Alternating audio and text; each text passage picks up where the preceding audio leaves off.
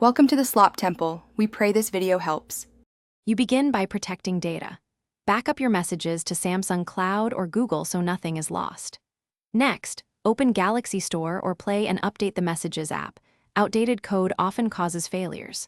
Once done, restart the phone to clear transient faults and verify cellular or Wi-Fi signal strength so sync can succeed. You're starting fast. These steps reduce risk and surface the real problem rather than chasing phantom symptoms. You now dig into app-level fixes that solve corrupt stores. Go to Settings, Apps, choose Messages, then Clear Cache. If problems persist, clear data to rebuild the database. This deletes local drafts but fixes corruption. Next, reset network settings to restore MMS and carrier parameters. This often solves send/receive errors. Finally, temporarily change the default SMS app and switch back. This forces Android to reapply permissions and intents, which commonly resolves routing problems. You finish by verifying carrier-level settings.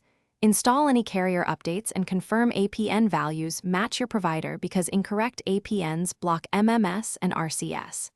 If issues remain, uninstall updates or reinstall messages and consider flashing the latest firmware if system bugs persist. Make sure to test in safe mode to rule out third-party interference. If safe mode fixes it, remove the culprit app. If nothing else works, perform a... Thanks for watching. Consider subscribing if we helped you.